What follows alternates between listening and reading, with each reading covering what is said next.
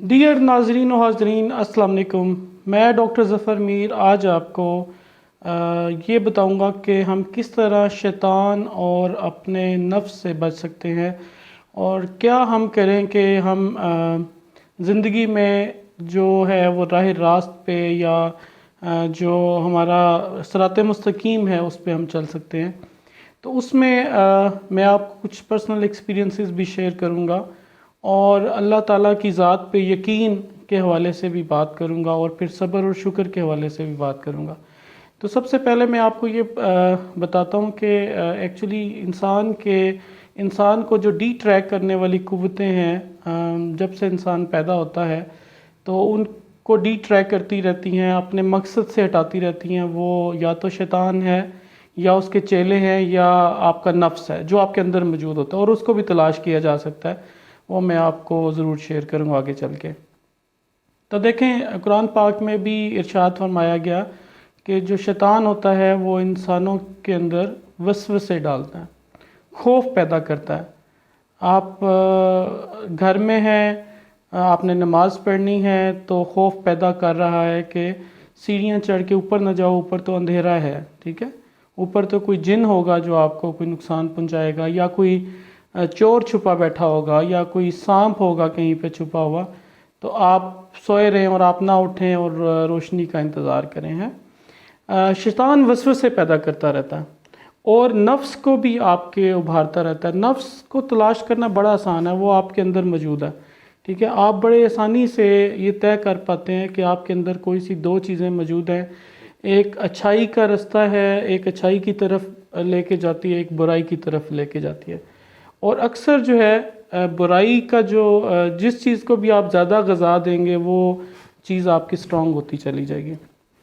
मसलन आप अगर अच्छी महफ़िल में उठें, नेक लोगों की महफ़िल में उठें बैठें, नेक अमाल करें, कुरान पाक पढ़ें, तफसीर पढ़ें, आप नमाज पढ़ें, नेक काम करें जो आपको कुरान में अहकामात दिए गए हैं, अल्लाह ताला के जो अहकामात हैं उनके मुताबिक ज़िंदगी बसर करें, तो वो जो नेक आपके अंदर जो चीज़ मौजूद है वो आपको नेकी की तरफ माइल करती रहती है। अगर आप बुरे काम करें, अल्लाह ताला के अहकामात को ना मानें और बुराई के कोई भी काम, चाहे आप चोरी करें, चाहे आप कोई भी बुरी झूठ बोलें, वो आपको बुराई का जो एलिमेंट है, बुराई का जो अंदर अंसर मौजूद है वो एक्टिव होता चला जाएगा। उसको आप ग़ज़ा ज़्यादा देते चले जाएंगे तो वो आपको हमेशा बुराई की तरफ माइल करता चला जाएगा।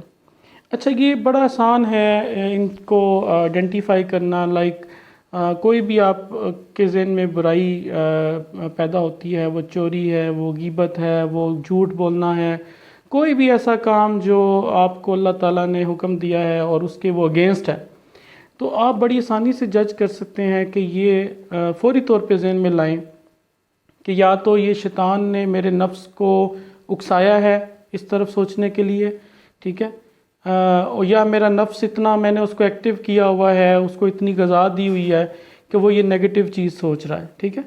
तो आप फौरी तौर पे, बड़ा आसान हल है, आप खुदा को याद करें, ठीक है। यानी बुराई से बचने का एक सबसे आसान हल क्या है? आप खुदा को याद करें उस लम्हे, ठीक है। क्योंकि आपका दिमाग, जो इंसान का दिमाग है वो बड़ा अच्छा पैदा किया गया, बड़ा जब इंसान पैदा होता है तो बिल्कुल ब्लैंक स्लेट के साथ बड़े ही उसमें पैदा होता है। तो वो जो दिमाग है वो आपका सोच रहा होता है सीधा डायरेक्शन में, लेकिन आपका नफ्स या आपके अंदर जो इंसान एक मौजूद है वो आपको बुराई की तरफ माइल कर रहा होता है। तो आप सिंपली खुदा को उस वक़्त याद करें। अब खुदा को याद करने का क्या तरीका है? आप ये यकीन रखें कि खुदा की ज़ात आपके पास मौजूद है। जब आप याद करेंगे खुदा को तो आपको फ़ील होगा कि कोई ज़ात आपके करीब है, ठीक है, जो आपको सुन रही है, जो आपकी बात को फ़ील कर रही है, और आपको भी फ़ील एक आती है उस वक़्त। तो आप कुरान पाक की कोई आयत पढ़ लें, हदीस कोई आप आयतल कुर्सी पढ़ लें, कुल शरीफ पढ़ लें, या आप जो है वो कोई भी जो अल्लाह ताला, इवन अल्लाह ताला की कोई भी जो आयात हैं उनकी तिलावत करना शुरू कर दें और दुआ करें खुदा से उस वक़्त कि या अल्लाह, मुझे ये जो इस वक़्त मेरे ज़हन में ये बुराई पैदा हुई, ये गीबत करने की तलकीन पैदा हुई, या गीबत करने جھوٹ بولنے کے لیے کوئی چیز پیدا ہوئی یا چوری کرنے کے لیے کوئی چیز میرے دل میں آئی تو اس کو ختم کر دیں اور مجھے اس سے محفوظ کر مجھے اپنے حصار میں لے لے. جیسے ہم کہتے ہیں نا اعوذ باللہ من الشیطان الرجیم، تو ہم کہتے ہیں کہ یا اللہ ہمیں شیطان سے محفوظ کر لے، اپنے حصار میں لے لے، اپنی حفاظت میں لے لے، تو شیطان غائب ہو جاتا ہے.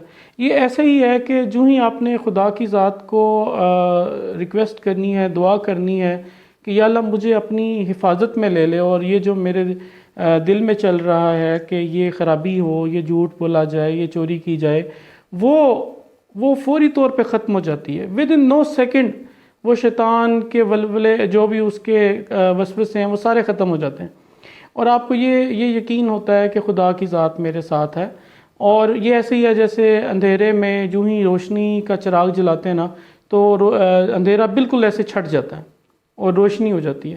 تو بالکل اسی طرح، ایگزیکٹ اسی طرح جو ہی آپ خدا کو یاد کرتے ہیں نا اس لمحے کہ تو آپ بالکل ایسے کلیئر ہو جاتے ہیں، اس مسئلے سے نکل آتے ہیں. ٹھیک ہے، کیونکہ اللہ تعالیٰ کی ذات آپ کو فوری طور پہ اپنی تحویل میں لے لیتی ہے، حفاظت میں لے لیتی ہے. ٹھیک ہے.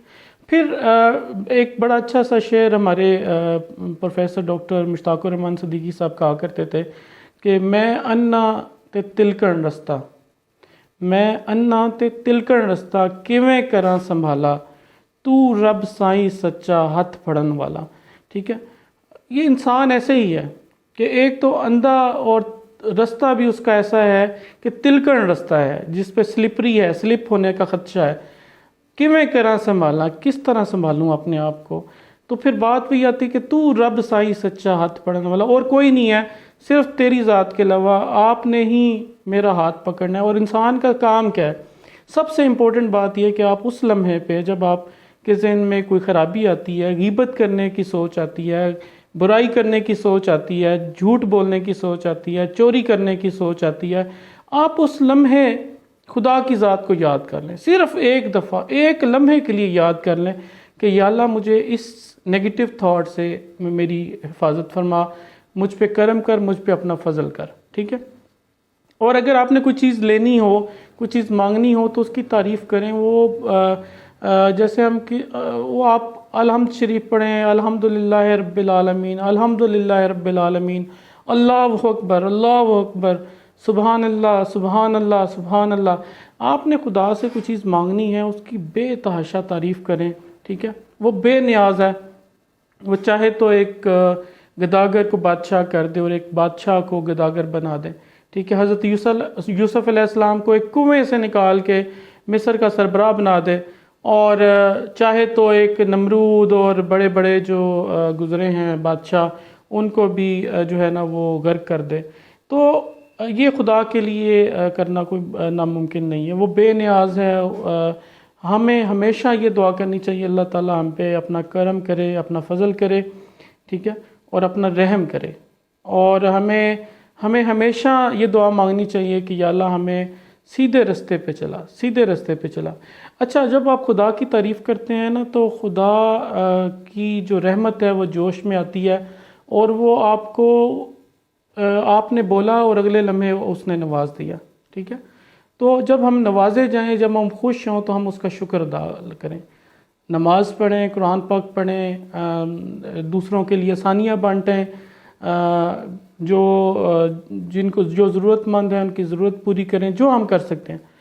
اور اگر آپ نے دعا کی، خلوص کے ساتھ دعا کی، وہ چیز آپ اچیو نہیں کر سکے، پھر آپ صبر کریں، کیونکہ وہ ذات ہم سے بہتر جانتی ہے کہ ہمارے لیے کیا چیز ٹھیک ہے، کیا چیز غلط ہے.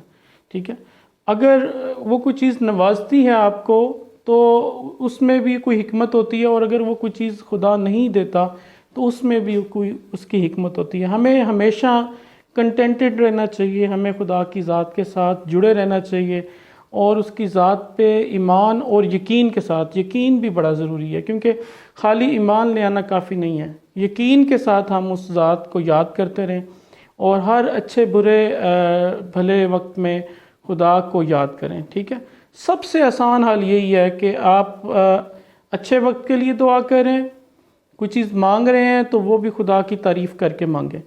اور اگر برے سوچ کے ساتھ چل رہے ہیں، بری سوچ آ رہی ہے تو بھی خدا کو یاد کریں اور اس سے حفاظت مانگیں کہ اگر شیطان کا کوئی وسوسہ ہے تو وہ بھی دور ہو جائے گا، اور اگر آپ کا جو نفس ہے وہ اگر ایشو آپ کے لیے پیدا کر رہا ہے تو وہ بھی اس سے خدا آپ کو حفاظت میں لے لے گا اور آپ کو ڈائریکٹ کرے گا، ہدایت دے گا کہ کس ڈائریکشن میں آپ نے جانا ہے، ٹھیک ہے؟